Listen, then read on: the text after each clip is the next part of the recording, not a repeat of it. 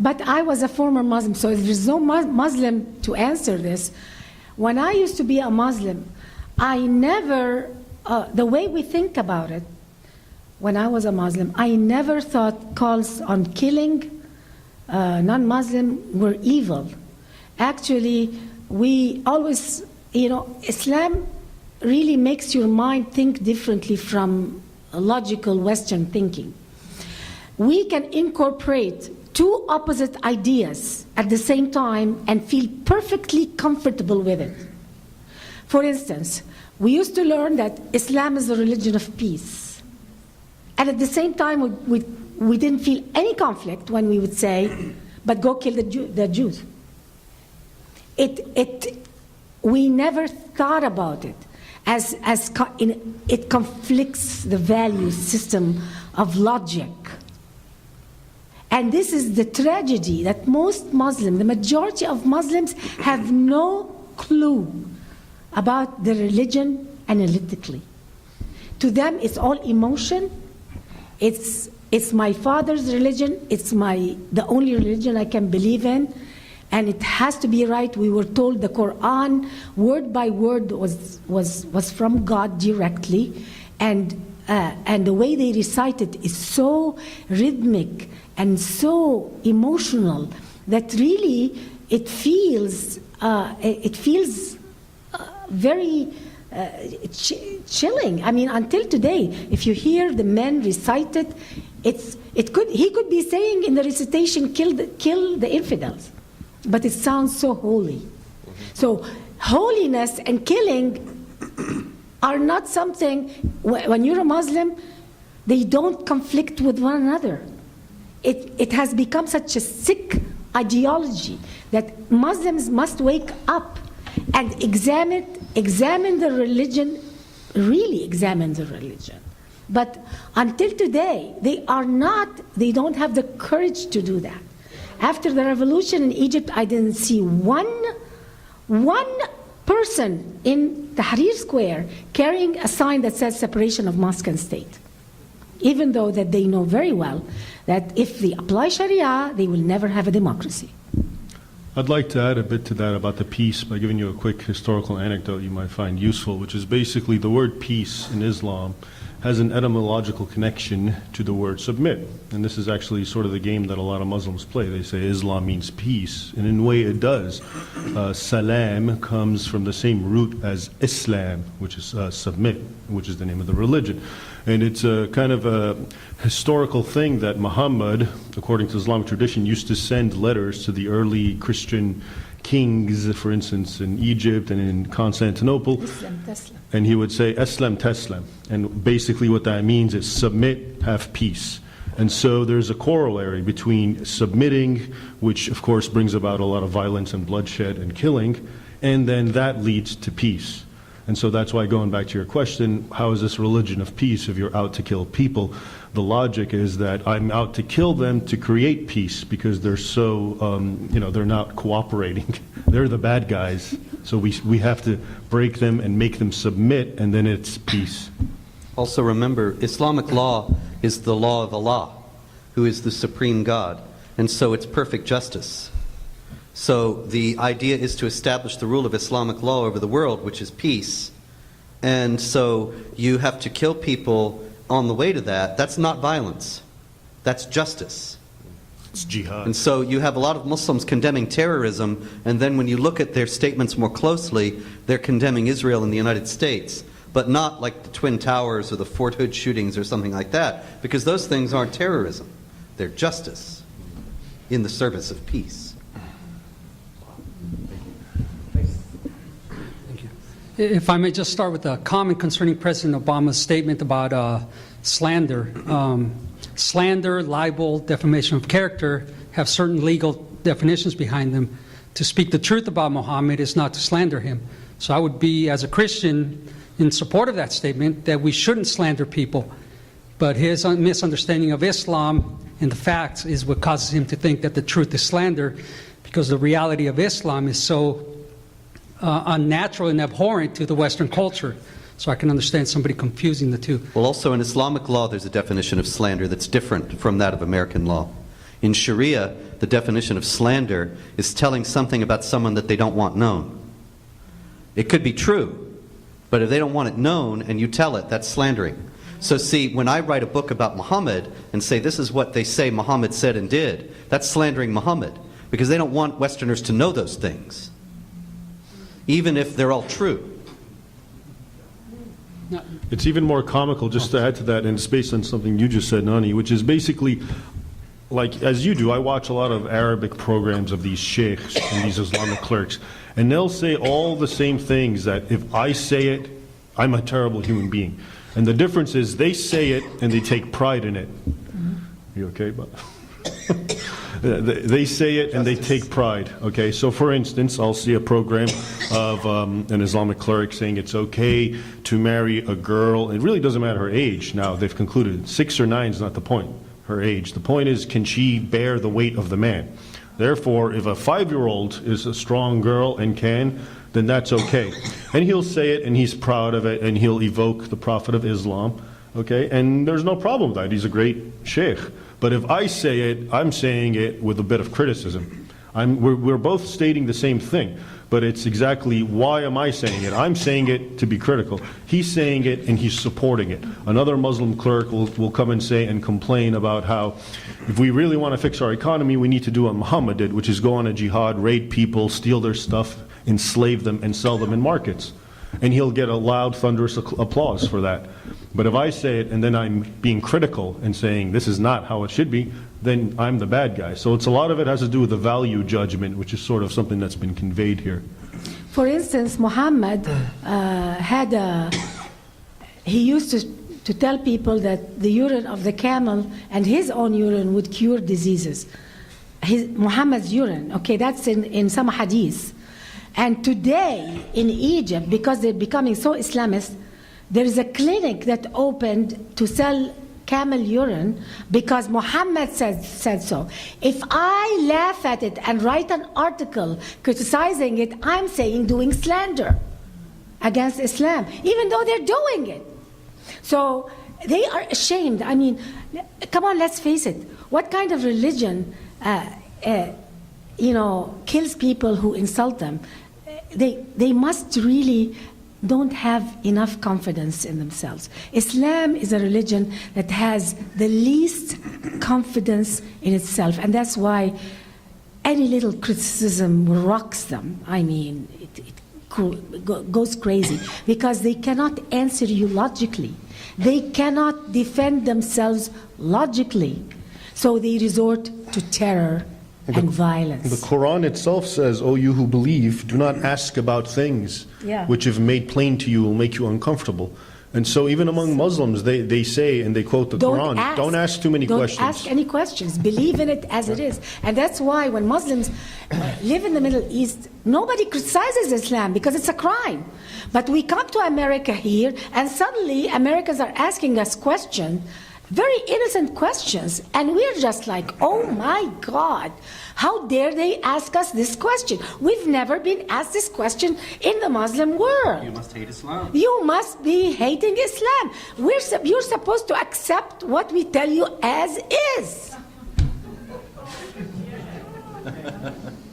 And that's why I left the religion.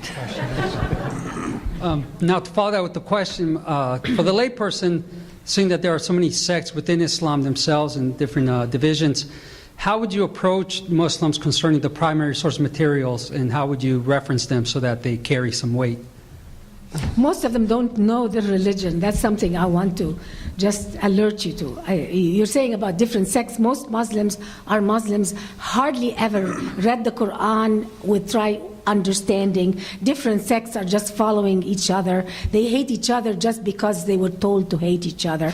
And really, you don't have to go too analytical, because if you know something, most probably a Muslim person doesn't know it. One historical thing, a lot of Muslims, what do they want? They want a caliphate, right? And they always talk about the golden age of the caliphate and how wonderful Islam was and the world was, and it was at peace. And the other day I was looking at the Umayyad and the Abbasid caliphates, and amazingly, the vast majority of the caliphs were all assassinated. And usually when you have assassinations going on, that's an indication of turmoil and chaos. So even the golden age, quote unquote, that is their paradigm that they wish to instill and to bring about is itself full of bloodshed. Most people who have a mythical golden age, at least it's so, it's utopic, and however hard it is to actually realize it. But even their golden age is full of bloodshed and killing and destruction. And one final hadith, Muhammad himself said, in the end times there will be, I forget the number, something like 99 Islamic sects. And 72 Islamic 72. And 71 will go to hell because only one's right. So you don't know every which sect one. thinks the other one is an infidel that should go to hell. Since we are short of time, I would appreciate it if you avoid making statements and just ask short questions. Thank you. I have a two-part question. If President Obama says the slandering using the Muhammad's name, why we cannot say slandering when putting the cross in the urine and call it art? Also defaming Mary or Jesus. It's a flagrant inconsistency. Because the that's Christians don't go and riot and kill and burn. Yeah. We're cowards. We're basically cowards. That's why we give too much respect No, but if Christians did riot and burn, Obama would have no problem slapping them down. Yeah. He would put them in jail, and he would. And how dare you? This is unacceptable. This is reserved for Muslims because Muslims, we kind of have to treat them nicely because they're so violent. That's the logical. But Christians know better. So if you're violent, you go to jail. Yeah. Oh yeah. We won't tolerate that. Okay. Second part. If I say Jesus Christ is the only way to God, not Muhammad, is it a slandering or is it a hate crime? Don't say it in Pakistan, front of yeah. a Muslim. You go to jail in Pakistan for saying that. It could be lynched by a mob. This is how they victimize Christians in Pakistan. Talk about here.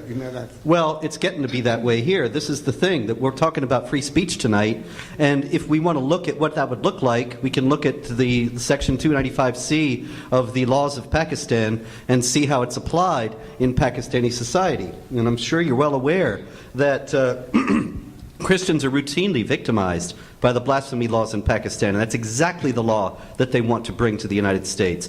And it's exactly the case where a Muslim who wants the land that a Christian owns, or his car, or something that he's got, he goes and he says, "Do you believe Muhammad is a prophet?" And the Christian says, "I don't believe Muhammad is a prophet." He accuses him of blasphemy. The guy's arrested. If he's acquitted, then a mob kills him, and the Muslim can take whatever it is of his property that he wants. This is the blasphemy laws in action. And so that's what's coming. Don't be Watch a Christian in a Muslim world and own a diamond store or a jewelry store, because you can be accused of blasphemy, shot and robbed. Thank you. The UN resolution that you mentioned in the beginning was 1618 or That's right. 1816. Is there any way that can be undone? What would be the necessary steps, if there are any, to have that commitment, from the president withdrawn?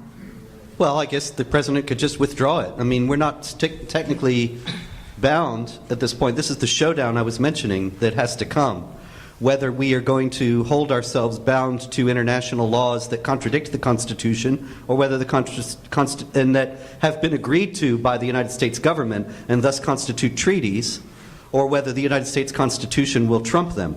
And that has not yet been decided. But right now it would seem clear that if we had a president who affirmed the freedom of speech and said that there would be no law that would infringe upon the freedom of speech, then that would be enough to do it. The problem is we don't have a president like that. We're not going to have one for at least 4 years, and he could do a great deal of damage in the meantime.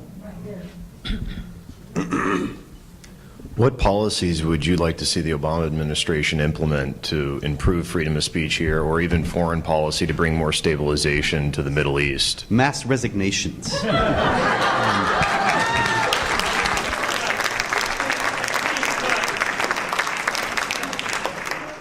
This is something that I alluded to in the talk that I gave earlier, that Petraeus and General Allen had a chance to explain and defend the freedom of speech when Muslims started rioting and killing over the Quran burning or the Muhammad video or whatever the outrage du jour was. And they didn't. And this is what they ought to be doing. They ought to be explaining why the freedom of speech is so important and why even Afghanistan would benefit from having it, and even Pakistan, and even Egypt, and so on. They ought to be, I mean, we really ought to have been doing this for years. We instituted constitutions in Iraq and Afghanistan that affirmed Sharia as the highest law of the land. And that was all about, you know, we're all about the will of the people and democracy and so on.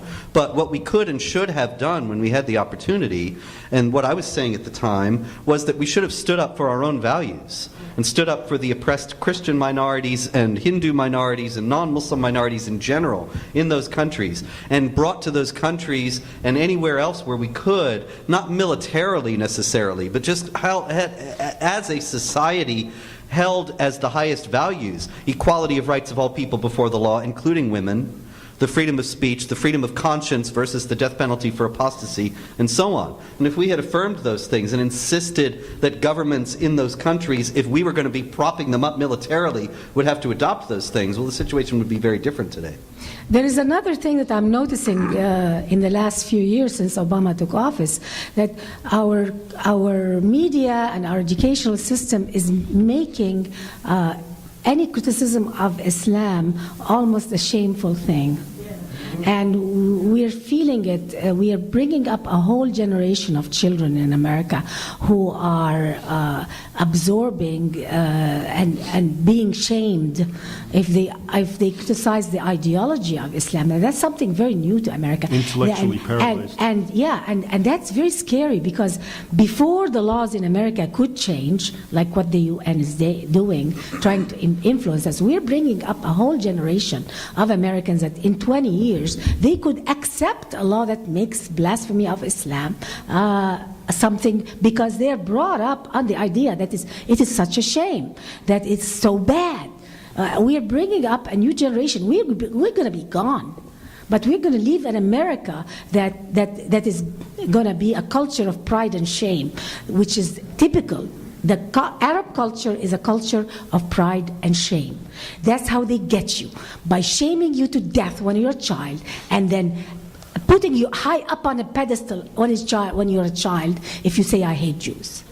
And when you're a child and you're rewarded heavily if you hate Jews, and you are treated like a villain if you just say the slightest question about Islam, then you bring up a generation that will accept oppression. We're very close to this. People don't realize how close we are. We're very close, because the Muhammad movie. We are not going to be alive. The Muhammad movie, actually, there were calls in the Los Angeles Times and in the New York Daily News and in other major newspapers, calls for restrictions on the freedom of speech to make it impossible for such a movie to be made. Yeah. And that's absolutely abominable, that not only is it coming from the top, but coming from the mainstream media as well. And I don't see how the freedom of speech is going to survive unless there is some major movement against this now. America has its first political prisoner. The man who did the movie Wake Up America, he's in jail now.